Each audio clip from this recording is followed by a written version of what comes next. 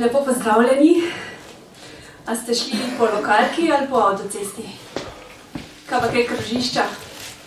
Pa grejo pa iz na živce, dala Ljubljanska, ko nikoli ne veš, če si na pravem špori, tam, ko bi rad šel, zvelje narobe. Pa žmigovci delajo? Matic, kaj tvoji žmigovci delajo? Delajo. Žmigovci delajo, predvsem pa zmeraj ta zmeda, da kar ne bi dal žmigovci, ker pričakujem, da drugi vejo, kam jaz grem. Tako da načeloma ne dajem žmigovcev, potem pa vsi trobijo. Tako da šparam, pa ne vem za koga. Sem zelo, bi rekel, šparaven za žmigovci, ampak se jih trudim čim več uporabljati, da ne delam zmede. Skratka, da prav žmigoc gori in danes je pokazal v Mohorjevo, tukaj sem v Ljubljano, dragi spoštovani gostje, cenjeno občinstvo. Je bil najprej smisel, zdaj pa potem smernik ali pa obratno, ne bomo o tem, je bila prej kura ali jajce. Bomo pa danes prvič uradno prižgali smernik za smisel popotnice preizkušenega logoterapeuta Matica Vidica. Matic, še enkrat čestitke za prvenec. Hvala.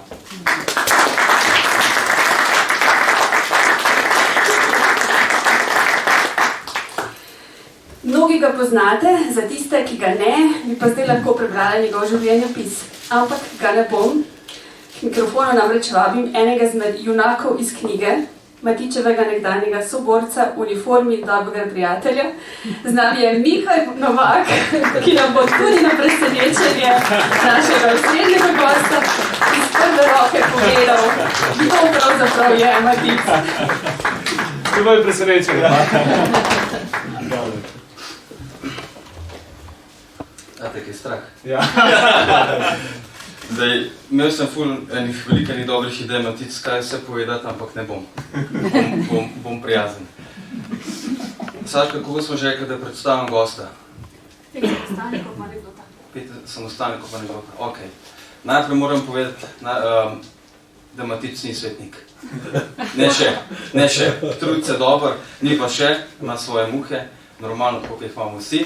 Ampak to se mi zdi, da oslada ne smem biti, ker drugače meno všeč, pa tetno všeč, mogoče kaj smo nama. 5 samostanikov, okej, Saška, razmišljal sem od Matica, če bi mogel v treh pridevnikih ga opisati, sem tako nekako razmišljal, da en bi bil iznajdljiv, ker ne poznam človeka, ki se čisto v vsaki situaciji zna obrniti. Drug bi bil pogumen, drzen, pogumen. Pa tretji bi bil verjeten dobronameren, dobrosrčen. Ker to, kad ti imaš vsepeno energijo in željo in voljo pomagati ljudem, to sem jaz zmeraj občudoval. Tudi to si pokazal do mene, do moje družine in ful cenim in to res, tako, v teh treh bi to opisal. Druge dva, pa bolj. Zdaj pa anekdota, ne. Jaz se moram priznati, da sem kar malo težave, zato, ker hočeš vojaško anekdoto iz blata, vročine, mraza, česarkoli, Švica prinesti na parket, vse čudno zvenijo, pa niso smešne. Tako da zdaj imam eno, ki ni nič posebenega, ampak mislim, da pa Matica kar dobro opiše, oziroma dinamiko, pa sami razberite, kako Matica vidite. V glavnem, zgodba, anekdota iz leta 2017, julij, takrat je bil vročinski val, oziroma se mislim, to tudi Gašpar tam, ki je bil z nami, lahko pa Matic potrdi, da je bilo eno celo poletje en sam vročinski val. Sploh, če si ti še v škornjih, pa dolgih hlačah, pa majci, pa blazonu, pa kapi, pa ne prebojcu, je 33 na termometru, mi smo pa stali na asfaltu, tako, kar vroče. Bilo je popoldne, predtem mislim, da smo imeli en pohod ali težko telovadbo, v glavnem vsi smo bili že tam, sam razmišljali smo še večinoma, zakaj meni tega treba, bi jaz danes kar zaključil s to zgodbo vojaško. No, imeli smo pa predavanje na desetnik Zobavnik, če se spomniš, Matic je takrat pa predaval od orientacije. A vas zanima orientacija? No, nas tudi ni. Bolj dolgočasne teme, kot tista orientacija, mislim, da si jo ne bo meni mogel zamisliti. In tudi inštruktor je vedel, da bo verjetno potalo več kazenskih sankcij, kot pa znanja. Ampak se je nekaj drugače obrnilo. No, najprej je šlo tako, mi stojimo, 30 enota, 30 ljudi, inštruktor pred nami in pošlje 2 po kompas pa zemljevide in itak, že tista pot je bila za tista zelo težka, pridete nazaj, mi tam stojimo in se začne predavanje. In začne inštruktor, katere smeri neba poznamo. In tišina.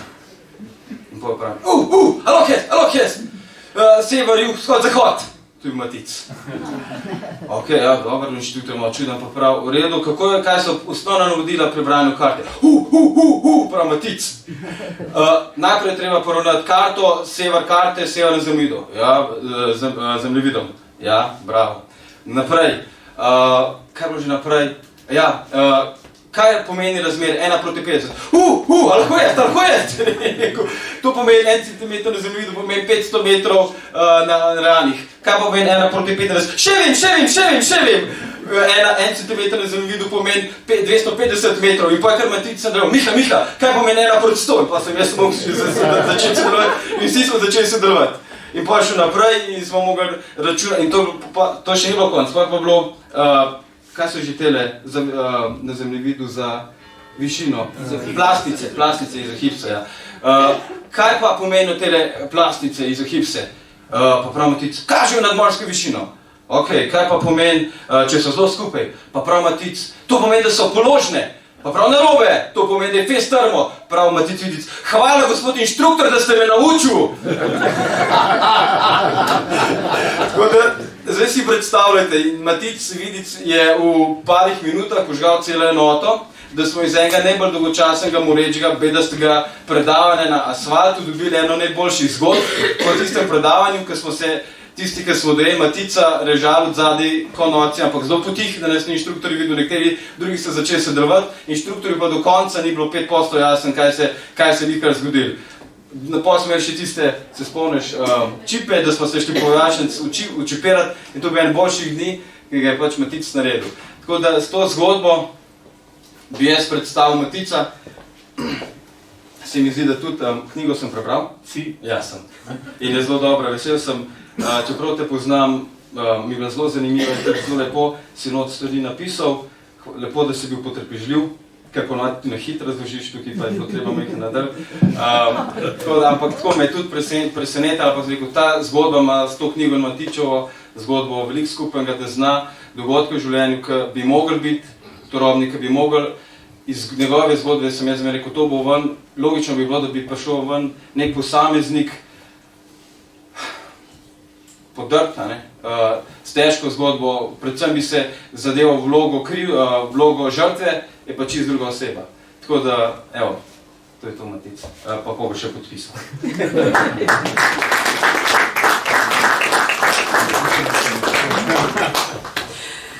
Matic, v vojski si pristal po zelo burnem in napornem življenjskem obdobju, ki bi ga lahko poimenoval, ko bom velik, bom podjetnik.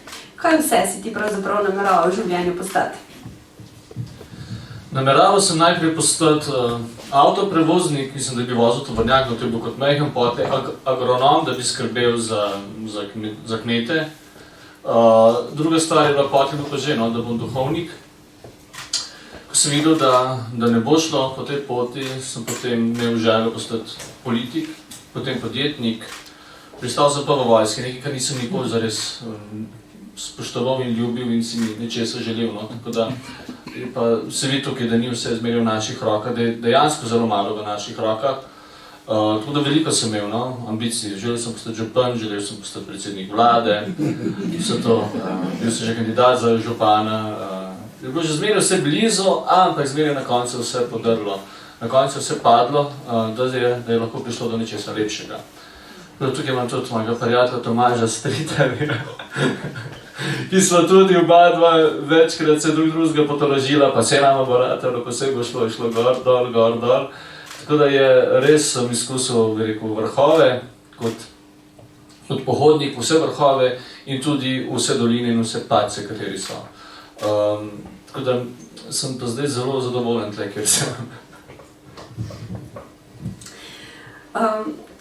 Miha je že omenil, tvoja življenjska zgodba je taka, da bi prav lahko iz tega šel en človek, ki bi bil zlobljen, strt in morda ne bi ničesar naredil svojega življenja. Omenil si, kaj vse si želel v življenju biti in kakšna je bila recimo popotnica tvojega deda na tej poti, pa zgodba tvoje mame, tvojega očeta. Kako težka popotnica je bilo to vse skupaj zate, ko si bil najstnik, pa potem kot mlad odrasel moški? Mislim, rekel en cmok, ki ga ne moreš pogoltniti, niti ga ne moreš, ne veš, kaj bi z njim naredil.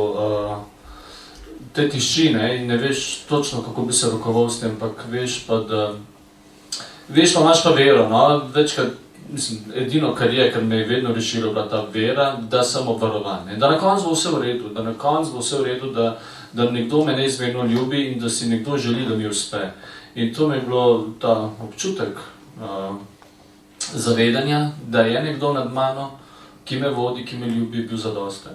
Tako da sem se pa večkrat smilil, zakaj meni tega treba, zakaj jaz, zakaj na tak način, zakaj na boleč način, zakaj ne gre lažje. Sem se pa kar nekako naučil, da nekako nimam lahke poti. Pri meni je, da vsaka stvar je zmeri težko. Knjige je bila v bistvu najlažja stvar, je bila najhitrejša, najbolj lahkotna stvar z enim klicom. Je bila knjiga, kakor vse druge stvari. Vse druge stvari sem pa res mogel.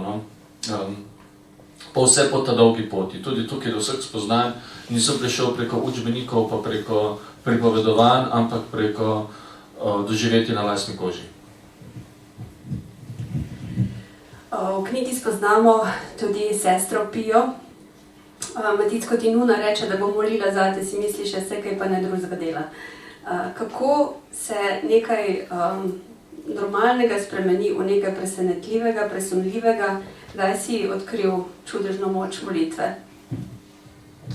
Ja, sestra Pija me je spremljala, tudi v knjigi o tem pišem, od prvega razreda, ko je rekla, Matic, jaz bom zate molila vsak dan. In jaz sem se res mislil, se Nune nima kaj drugega dela tako moliti. In pa druga stvar je rekla, veš, Bog ima s tabo posebne namene. In spet ponovno, vse z vsakim posebne namene, me ni s tem šokirala. Šokirala me je pa potem, da kadarkoli je naju pot na nek čuden način nanesel, da sva se srečala, zmeraj rekla, to dvoje, jaz zate molim vsak dan in Bog ima s tabo posebne namene. To je bilo vedno ponavljanje. Potem pa, ko so prišli že telefoni, je pa dobila tudi moja številka, me je vsak teden oziroma vsake 14 dni klicala in mi sporočila, veš, tudi že moje prijateljice, sestre molijo zate. Tudi je si dala res zagotovo veliko nalogo. In sem vedno spoznal, da vsak korak se je zmeraj zgodil, ta prvo je poklicala, da je povedala, da moli zame in pa se je naslednji dan nekaj zgodilo. Tako da je bilo zelo to povezano. In sestra Pija je velik pečat pustila in še zdaj se slišva, se obiskujeva, vendar ni več v najboljši formi, ampak še vedno moli. In sem hvaležen in tudi sam sem videl, da molitev spreminja vedno mene in drugega. Ne more biti drugače.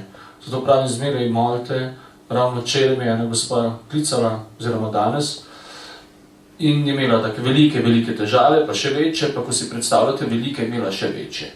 In sem rekel, gospa, dajmo za začetek moliti, dajte moliti tudi za tega gospoda in za vas in me kliča, včeraj me je pa klicala, prav veš, prav po enem mestu se je zgodil čudež, zdaj skupaj molva in vse stvari so se uredile. Tako da je včasih potrebno res zelo malo. Mislimo, kaj moramo vse narediti, pa je mogoče molitev že dovolj. Torej, fant s težko družinsko zgodbo, ki je razmišljal, da bi bil duhovnik, ampak potem na neki točki sreča dekle, ki mu spodnese tla pod nogami, spozna dekle, ki jo izbere za svojo ženo, se ji pred Bogom in ljudmi zaobljubi in ve, da je na pravi poti. Potem pa si reče, zdaj je pa čas za mojo družino, ki jo bom postavil na drugačne temelje. Ampak to je bilo pri vaju s Petrom dolga pot, 6-letna kalvarija. Kako gledaš zdaj na to obdobje, ko sta se trudila imeti družino? Ja, težko je, ko vsi imajo, ti pa nimaš. To je tako, kot v 18 letih vsi imajo spet za avto, pa avto, tega pa nimaš. In ne hrepeniš potem, da bi bil tudi ti tak, čutiš, da je smisel družine, da si poročen v tem, da imaš otroka, in ne moreš mimo tega. In ti midva, da nisva nikakor mogla imeti po vseh možnih poteh, je boleče. Predvsem pa moraš se veliko pogovarjati, moraš imeti dober odnos, drugače ne gre naprej. In tukaj je bilo predvsem garanje na tem odnosu. Ampak danes pa predvsem, ko gledava se vsak teden se sigurno rečeva, vredno je bilo. Ko gledava Izaka, rečeva, vredno je bilo. In zagotovo je bilo vredno. In za težke stvari, za lepe stvari se treba potruditi. Za najlepše vrhove je treba najdlje splezati, je najbolj so, je rekel, najbolj nevarne pa naporne poti. In tudi tukaj, ne, bila je nevarna pot, da greva narazen, in na koncu bila je čudovita pot, ker so dobila čudež, no, ker se je zgodil čudež, ki se ga pa imenovala Izak. Tako da je pa bilo, ne da ne bi prvočil, ja, ne prvočil nobeno, ampak predvsem pa je pa veliko dobiš, no, pri takih stvarih skoraj več dobiš, no, kakor pa izgubiš. Zdaj na tej točki spoznamo o knjigi človeka, ki smo ga zdaj že razkrili, še eno presenečenje za Matica. Takrat je v Matičevo življenje in Petrino prišel eden največjih blagoslov, in sicer po tvojem prijatelju Gašperju. Gašper Naglos, vas vabim pred mikrofon. Zdaj tudi vojaški kaplan, tako kot podobni službi, kot je bil predtem Matic. Kako ste vi sprejeli novico, da se je Petri in Maticu končno nasmehnila sreča? In to po vas. Po meni ne, no. Povejte celo zgodbo, da ne bo kakšnih nesporazumov. Samo bratska. Ja, tako v bistvu, ko smo bili že gori, ne, med samim služenjem vojaškega roka, je bilo že to vprašanje odprto, ne, ko smo se enkrat menili. In tako, jaz sem polje tudi iz semenišča, zdaj ne vem, če je tukaj Vlado Bizjak, se je bil spiritual, mislim, takrat, ne. In pač predlagal nam, da tako, če bodo imeli slučajno tudi kakšne ljudje druge probleme, da naj pač tudi bolniško maziljenje in prav tudi prav za te primere. In pač jaz sem se potem spomnil prav tiste stvari in tudi omenil Matico in pač je bilo verjetno to zadosti. Čeprav pol na nekaj let nismo več, pač je šlo mimo, no, in bolje si se ti spomnil. Mislim, da bo nekaj tazano, ko si me klical. No, v glavnem, tisti dan sem tisti dan, ko smo se dogovorili, sem prišel potem dol k njima. In če se jaz prav spomnim, sem vam podelil bolniško maziljenje in Evharistijo. In jaz pač tako gledam, ker pač tu je, rekel, očiten čudež, ne. Jaz sam sem grešnik, nimam neč, rekel, ne sem neč kaj bolj poseben od vseh ostalih. Me tudi ne treba dajati na pedestal, da se je po meni kaj zgodilo. Zgodilo se je, če se prav spomniš, sem jaz tebe in Petro vprašal v bistvu, ali verujete v Jezusa Kristusa, ne? In potem, ko ste rekli ja, smo začeli z obredom. In zgolj iz te vire in iz zakramenta, pač obeh, se je lahko to zgodilo, ker sta bila dva odprta.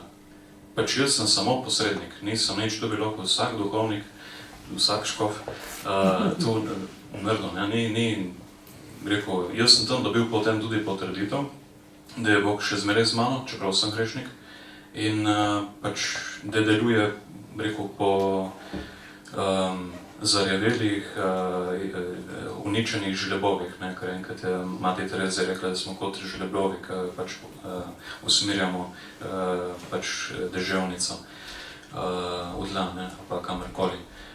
In tako, no, v tem smislu. In potem se je čez en mesec približno si mi pisal, da ali si me klical? Klical. No, in to je bilo pa nekaj taza, kar ti tako, no, ti ostane. In še posebno to, ker si me na svoj način, ne, nahecal, ker si rekel, ker si mi rekel, da češ, kaj veš, kakšno bo ime? Pa jaz nabejem. In pole, Gašper. Mislim, tako pač, dejansko ne sem vedel, kaj ti reči, ne, ker veš, kad ti en tudi tako reče, pač ok, ti malo šok, ne, in itak pač ti si v tem dober. V glavnem, ja, in pa si rekel, ne, Izak, ne, ker je v bistvu sprošen. Tako, jaz mislim pa, da tle od zadej, ko sem tudi malo prebral celo knjigo, ko sem dislektik še, mati, ki od zadej jo je, dveh, ne, to je zame, wow. In ja, jaz mislim, tudi sestra Pija je ogromno prinesla k temu. Tako da jaz mislim, da je to eno tajno tako pričevanje, no. In verjetno usmeri, ko boš gledal Viza, ko se boš tega spomnil. Ne, na boljše gledovanje. Hvala lepa.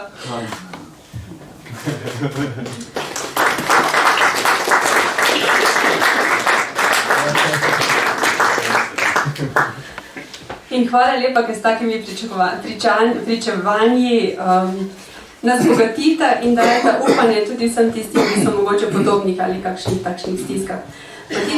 Knjiga ima veliko zelo lepih odzivov, je pa brutalno iskrena. Kako si ti doživljal to, da boš vse svoje življenje dal na plano, da se daš v bistvu bralcem, da mogoče poveš tudi stvari, ki jih ljudje rajši kdaj skrijemo?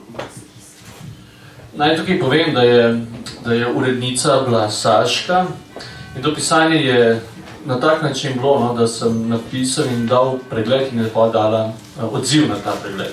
In potlej mi pravi, enkrat pravi, super je uvod, si lepo napisal, pravi, zaključek tudi tak lep, močen, pravi, pa komeste pa zmanjka, ne, pravi, zdaj se pa odloči, ali greš do konca, se razgadaš, ali bomo pa zaključili, ali bomo pa daj drugič, no, vse se ne mudi, reka, ali se ne mudi, ne rabimo mi to zdaj napisati, ne, bomo že, vse se lahko se dolgo piše knjiga, ne. Tako da, pa sem se pa tudi jaz odločil, da grem pa do konca. Grem pa do konca, da res vsa ta občutja dam in se prav spomnim na enega nedeljskega dne, ko sem še enkrat šel čez knjigo in sem začel potlej takrat od 3 popoldne, mislim, da je bilo do 10 zvečer na šus, brez presledka, brez WC-ja, brez vsega, sem začel potlej ta čustva ven dati, pisati ta točna občutja, ki mi je bilo pa sicer poznano, ne, ker smo na filozofiji, sem pri predmetu psihoanaliza, smo že dali preko Freuda vse to čez, potlej še pri specializaciji logoterapije smo dali autobiografijo čez, tako da sem bil nekako pripravljen na to, da se razgalim, da predvsem dam, predvsem pa sem začutil, ne, se to ni zame, ne. To ni samo moje, to ni samo, da jaz da imam zapakirano v svojem srcu in to nosim svoje življenje, ker mi smo drug za drugega poslani. In vse ta izkušnja so da enega drugega izkušnja in tukaj se obogatimo, ne? Ker ni to samo moje, ni to tista Cankarjeva skrita kamerca, katera je zaklenjena in v katero vstopam samo jaz, ampak mi smo poslani drug za drugega, zato tole kamerco sem odprl tudi za mimojedoče sprehajalce. Si pa zdaj že zelo znan tudi po eni stvari, sicer da si eden prvih ali pa vsaj najbolj znanih romskih misionarjev. Kaj vse se je zgodilo, kako zelo si se spremenil ti in tvoje okolje od trenutka, ko si sklenil pest, da bi nekoga udaril, do trenutka, ko si odprl, da bi pobral smet in nekomu dal roko? V življenju me zmeraj dvoje nagovarja, oziroma za 2 stvari se pripravljam narediti več, kakor običajno. In prvo je za tisto, kar najbolj ljubim in za tisto, kar najbolj sovražim. In pri meni je bilo ravno Romi, sosedje, so bili tisti, ki sem jih najbolj sovražil. Zaradi strahu, ki so ga povzročali, zaradi kraj, zaradi vlomov, zaradi groženj, je tak nenormalen strah in iz tega nenormalnega strahu pride nenormalno sovraštvo. Zato sem se najprej lotil tega sovraštva z borilnimi veščinami, ki sem jih dolgo cajta treniral, da se lahko res zavarujem družino. Potlej pa v tistim obrazu, oziroma tistem, ko sem ga res dobil enega Roma, ki je bil po mojem mnenju preblizu mojega osebnega prostora, no sem ga pa sklenil, bi rekel, preizkusiti vse svoje znanje borilnih veščin in takrat sem tistem obrazu zagledal usmiljenega, ne? In zagledal se ustrašil, kaj sem postal zares jaz. In od tistega dne sem sklenil, da se spremenim, da se drugače lotim stvari in sem začel za njimi pobirati smeti, potem jih učiti veruk, pripravljati zakramente, zdaj urejam, iščem jim službe in predvsem odgovarjam na njihove potrebe, no? Ne to, kar bi oni želeli, ampak to, kar je dobro za njih. Ker gre za najbolj zahtevno populacijo, gre za najbolj zlomljene, najbolj uničene, najbolj ranjene, najbolj zlorabljene, ne? Tam, če se predstavljamo, skoraj da ni otroka, ki ne bi bil zlorabljen na tak ali drugačen način. Tako da iz tega je en klic, ne? Težko je ignorirati to. Ne? Je pa dejstvo, da smo pa taki, da je lažje se poistovetiti z misionarjem na Madagaskarju ali nekje odtojenem kraju, kot pa nekje v neposrednji bližini, ne. Tukaj je pa težko misionariti, ne. In nisem imel podpore, no, tudi žena se je bala, vsi so se bali, kaj greš. Vsak, kdor se je ukvarjal z Romi, je končal klavrno. Se pravi, ali na najhujši možni način, se pravi smrtjo, ali pa z uničenim življenjem. Tako da tukaj je bila zaupanje žene, zaupanje mojih bližnjih, da se podam na to pot, bilo veliko. Predvsem pa, no, mi je bilo lažje, da sem v vojaško uniformo in oni vejo, da policaji pišejo kazni, vojaki pa streljajo. Zato iz tega vidika sem bil zaščiten, oziroma je bilo drugače. Pa ko so me pa spoznali, je pa zdaj pa, no, lepo sodelujemo. Zdaj že to že 8 leto poteka in imamo lepe odnose, sicer so naporni, ne, to so tako zelo naporni odnosi, ampak ne, so rezultati. Ampak ti na nek način misionariš tudi med Slovenci, kar se tiče Romov. Velikokrat opozarjaš na to, da smo kot družba, kar se te ureditve tiče, povsem zavozili. Se ti zdi, da vsaj malo, tudi s tvojo pomočjo, s svojim posredovanjem, vsaj gledamo v drugo smer? Kar se tiče ukrepov? Ja, mislim, zdaj se je, no, mislim, se je tudi država, se je vsem v interesu, da se reši, ne, se nobenemu ni v interesu, mislim, mogoče komu je, no, ampak država mislim, da ima v interesu, tako da jaz sem opozarjal zmeraj, da je rešitev v zaposlovanju, tako da gre zdaj tudi politika, gre vsa, tudi s zdajšnjim ministrom, gre zdaj vse v smeri zaposlovanja, tako da zdaj celotne ukrepi vsi igrajo na raven zaposlovanja in se kažejo rezultati, no. Tako da je, ne, zmeraj pravim, da tako preko Gašper Bog dela čudeže, ne, nisem jaz, ne, se dam na razpolago, ne, on preko mene deluje, tako da tudi tukaj, ne, to zgodbo dela Gospod, jo, ne delam jaz.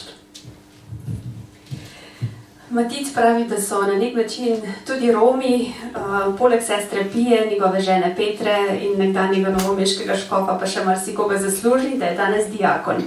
In sicer najmlajši stalni diakon pri nas. Zelo smo počaščeni, da je danes z nami tudi monsignor dr. Andrej Selje, sedanji novomeški škof, vas vabi k mikrofonu. Matic pravi, da svojo vlogo bolj kot pred oltarjem vidi na cerkvenem pragu, kjer vabi ljudi k Jezusu. Kako pa vi vidite njegovo vlogo? Lepo pozdravljeni.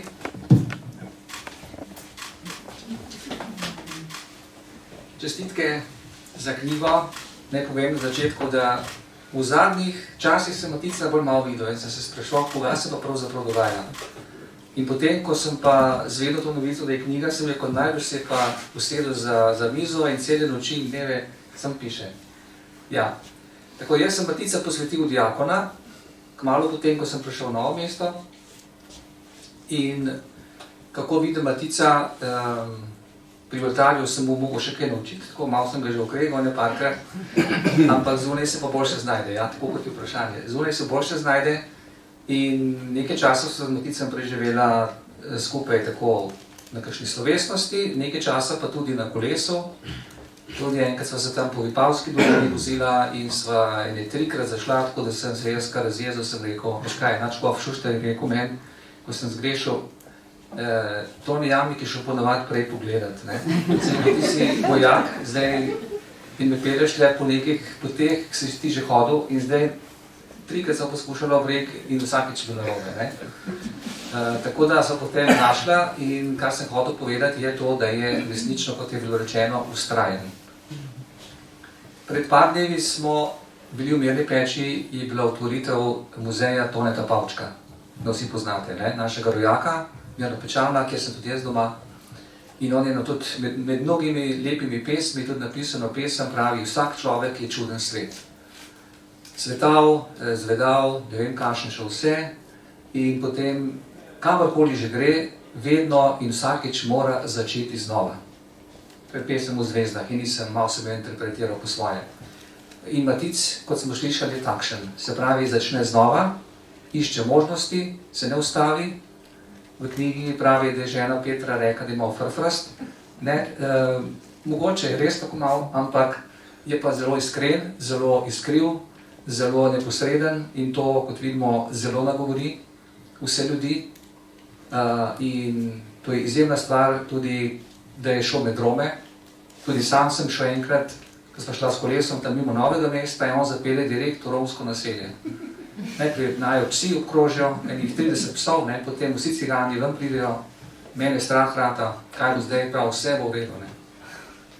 Vsi ga poznajo, ko gremo po Novo mesto, Romi itak, ne, pa tudi drugi. Tako da se veselim tega njegovega poslanstva, ker prihaja v stik z ljudmi, kamor pravzaprav drugi ne pridemo, običajni ljudje, tudi škofne, tudi duhovniki, ne, da ima en tak izviren in nov način oznaljevanja evangelija, ki je pristen, ki nagovori pravzaprav vsakega človeka, ne glede na to, ali je bolj veren, manj veren. Važno je najprej, da smo v odnosu, da se med sabo srečamo, da se pogledamo, da se začutimo, vsi smo Božji otroci, ne glede na to, ali smo Romi, ali smo tako imenovani civili, kot oni pravijo. Tako da je možnost za to, da začnemo znova, kot pravi Tone Pavček, na tak ali drugačen način. In se mi zdi, da tudi ta knjiga je začetek nečesa novega in tega se veselim in čestitam in računam na te naprej.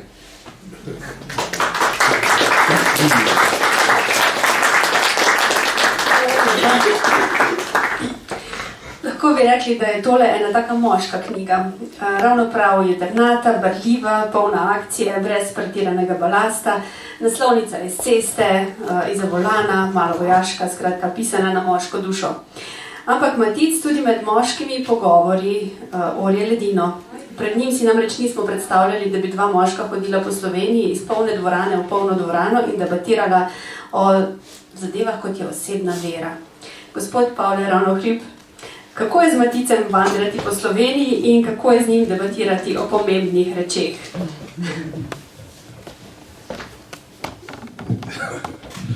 Dobro večer, v mojem imenu. Včasih tudi težavno, no. Z Maticem sem se srečala, zdaj bom dobro leto.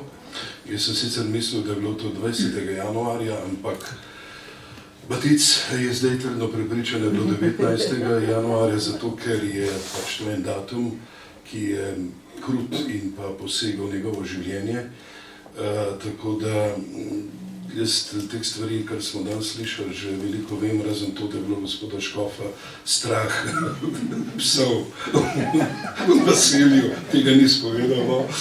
Ampak, in sicer je bilo to v Šenčurju pri Kranju, začetek svetopisanskega maratona, kjer jaz kar vrsto let že sodelujem. No in tam je bil gost Matic Vidic, jaz sem bil pa kot neke vrste spraševalec. No, jaz sem njegov intervju o Leteji je bil pred nekim določenim časom objavljen, sem jaz to bral, sem rekel, da je pa zanimiv človek. In to se mi je zgodilo že večkrat, da se mi je nek človek zdel zelo zanimiv in sem ga potem čez par dni srečal. No in potem je seveda Matic z neštetimi vi, ne vi, pa vi, da je potem rekel, ne, da bi potem tudi on mene intervjujal. Jaz sem potem mislil, da bo to mogoče en tak pogovor, ko sem jih imel že milijon. Ampak ne, stvar je šla zares, on je potem organiziral, najprej smo šli v Trebnje in torej sem tak pogovor pred ljudmi, tako kot zdajle. In seveda prvo pravilo je, da to ne gre preko spleta, da to mora biti v živo, ker obema se zdi, da je pravzaprav, da smo kristjani občestvo. Se Jezus sam pravi, ker sta dva ali so trije zbrani v mojem imenu, tam sem jaz med njimi. Je pa seveda gre za to, da Matic bolj pričuje iz te svoje, bi rekel, osebne vere, jaz pa mogoče bolj iz tega družbenega konteksta. Pač Matic pravi, da je zdaj tisto čustvo, ki je največja prepreka pri nas, da se javno izpovemo vero, da je to sram. Ampak seveda jaz kot javna oseba, živim v Republiki Sloveniji leta 2025, so še druge stvari. Tam pa, bi rekel, ta družbeni kontekst stori tako, da tiste javne osebe, ki se deklariramo kot kristjani in tudi domoljubi, so nam potem vsa vrata zaprta. Dobro, jaz sem zdaj že star, a ne, in sem nekje svoje stvari že povedal. Bolj me skrbi za tiste mlade, ki začenjajo to pot, in zagotovo jaz to počnem iz te zavesti, da mogoče tudi mladi se upajo deklarirati to, kar midva potem pričujeva. Samo še to bi povedal, da mi je zelo všeč Ljubomi je to, da hočemo biti zmeraj na nek način originalna. To se pravi, da ne ponavljava nekih fraz, razen to, da Matic na začetku zelo uspešno recitira Prešerna, potem pa seveda na koncu izzove tudi mene. To je tista stalnica. Drugače vmes pa se prepustiva tudi publiki in pa seveda trenutku. Hvala.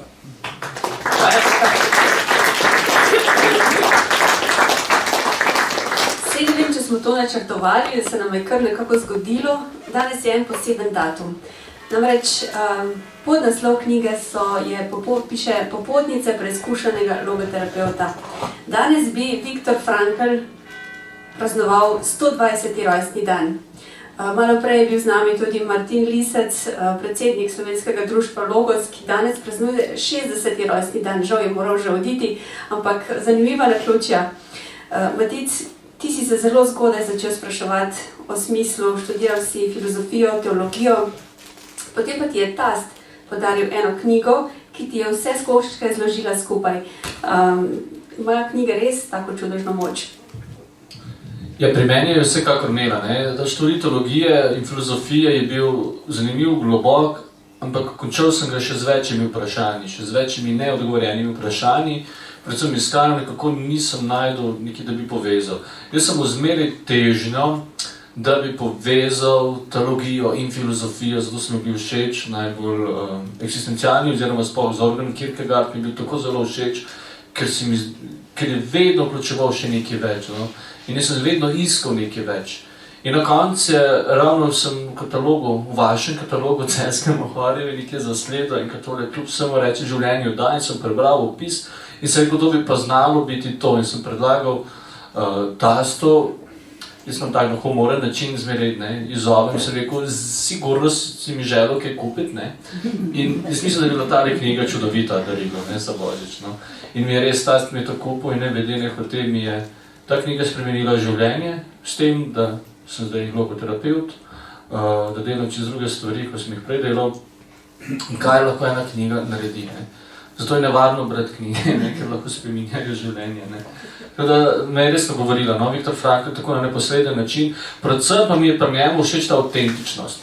Jaz prisegam na to, ne, da moramo stvari izkusiti, da lahko njih pričujemo. Ker večkrat pravijo, v zagovor tudi terapeuti pravijo, veste, pravijo, saj tudi kirurgi, kateri koleno operirajo, ne rabijo imeti svoje koleno poškodovano, ne? Ampak tle pa druga raven, ne? Tle pa ta duhovna raven, kjer je pa res ta avtentičnost, kjer je ta globina, kjer se zares čuti, ne, kaj je zdaj, ali sem jaz naučen, ali sem jaz, bi rekel, res te učbenike prebral, pa poslušal pričevanja drugih, ali sem to jaz zares začutil, ne? Ker pa gre za mnogo več, ne? Ker tu so pa res globoke stvari, tu pa res je mnogo več, kako je samo koleno, ker se gre za, bi rekel, človekovo eksistenco in obstoj. No, pri Celjski Mohorjevi družbi, poleg tega, da imamo lepe kataloge, v katerih je vedno kaj zanimivega, že desetletje skrbimo za to, da smo med narodi, ki imamo prevedena vsa temeljna logoterapevtska dela. Tule pred nami so zložena, tako da vidite, da je zbirka res obilna. Frankl, Lukas, pa tudi slovenski, Ramovš, Kristovič, zdaj pa v zbirki Smisel išel še vidic. Kako se počutiš ob tem, Matic?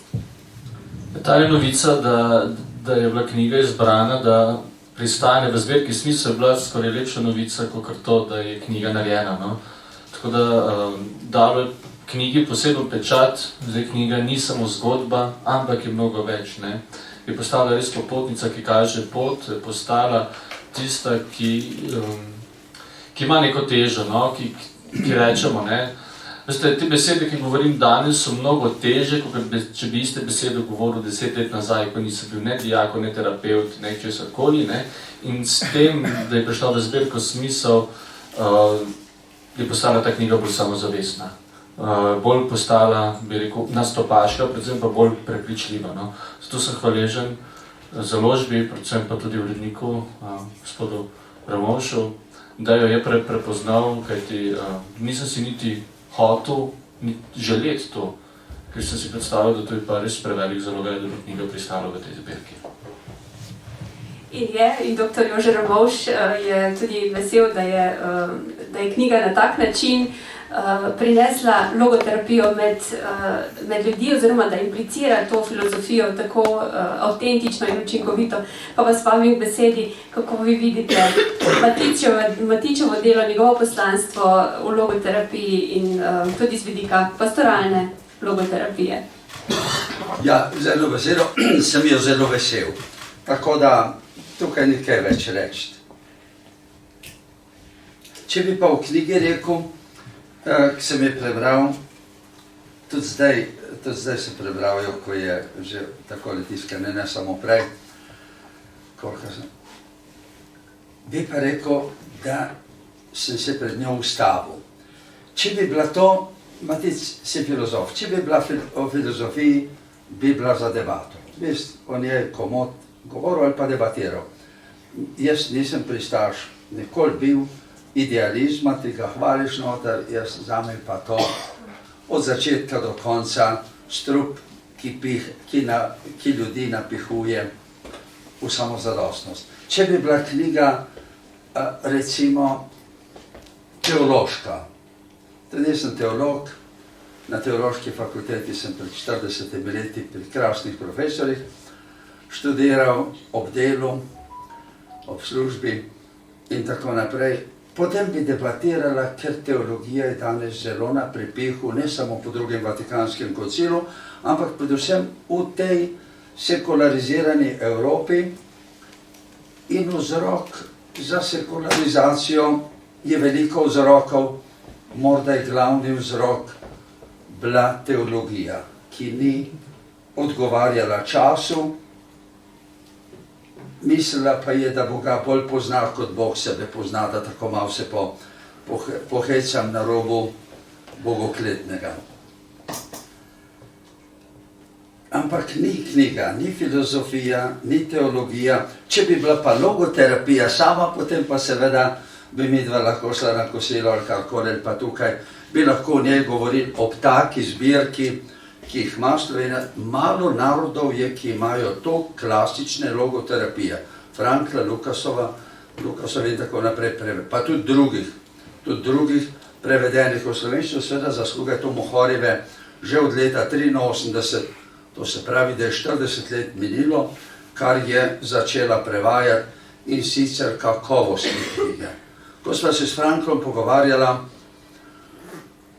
tam okrog leta 90, meskim čez, v njegovem stanovanju, katere knjige naj prevedemo v slovenščino, majhen jezik, majhen trg, vsega ne bomo, sem mu rekel, katere. In sva naštevala.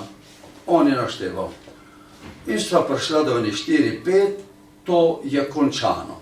To se pravi, od Frankla imamo v slovenščini zelo lepo prevedeno, vrhunsko, tisto, kar je bilo. Lukasova, ki je najbolj znana, Franklova učenka, Novi svet, Mohorjeva, veliko njenih del ni manj prevajena kot Frankl, v svetu je tu.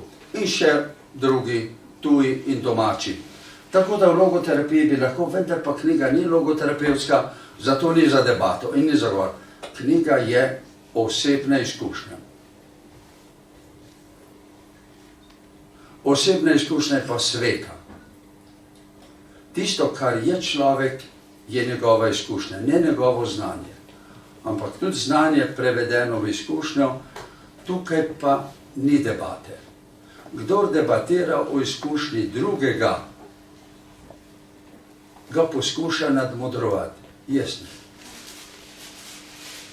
Jaz se z veseljem ostavim tukaj, pa rečem, Bog daj srečo, ali pa na zdravje.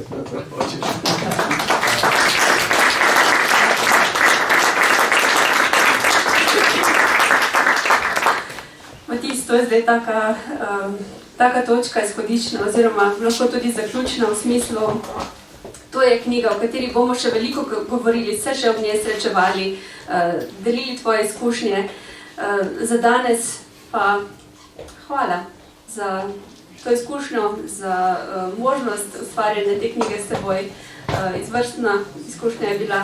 Hvala vsem vam za ta obisk, za pozornost, dragim gostom, spoštovanim za vašo pripravljenost. Spet povabljeni v Celjsko Mohorjevo v ponedeljek, kjer imamo matinejo, ko bomo govorili o nemem žalovanju. Danes pa zadnjo piko na i, Matic, prepuščam tebi. In se tukaj pa zahvalil tebi, draga Saška, ker če bi ljudje vedeli, kako je ob tebi lahkotno napisati knjige, bi mi imeli mnogo knjig. Tako da vsem pogum, če imate željo, da pišete knjigo, jo kar kontaktirajte. Res je enostavno, mnogo bolj, kot sem si sam predstavljal. Predvsem pa želim, da bi knjiga, moj namen je bil s to knjigo, da ne bi ljudi vedno rabili terapeuta, da bi lahko preko te knjige spoznali, da zmoremo, da vsak človek ima v sebi vse potrebne orodja, vse potrebno znanje je že v nas ugrajeno, samo upati si ga moramo vzeti. Tudi da s to knjigo ravno preko svojih izkušenj, svojega življenja ravno to sporočam, da imamo čudovita orodja, tu je vera, tu je tudi logoterapija, s katerimi lahko premoremo vsak jarek preskočiti in vsako brezno iti čezen. Tako da življenje je čudovito in vse že imamo, kar rabimo. Kajti vse tisto, kar je zame, je ali okrog mene, ali pa nekdo prinese k meni. Ne rabim se stegovati tja čez ali upravljati ne vem kakšne velike kilometre, da pridem do tega. Vse življenje vedno da pred nas. Tako da to naj bo naša popotnica, da neko stegovanje nekam daleč je nevarno, kajti nas lahko krčke zagrabi.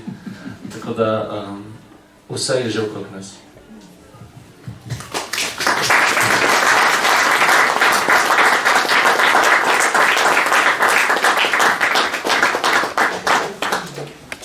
Matic, če me pri tebi kaj navdušuje, je ta tvoja lahkotnost, ko misliš, da je tako preprosto knjigo narediti v uredništvu. Povabljeni, da kak dan z nami preživiš. Sem pa seveda vesela, če si ti zadovoljen in iskrena hvala seveda tudi za zaupanje prvi slovenski založbi. Veseli, hvaležni smo, bom rekla kar tako publicistično, da smo te odkrili in veselim se vsega, kar je še pred teboj, pred nami skupaj, pa da bi še veliko takih lepih zgodb skupaj spisali. Bog s teboj. Hvala.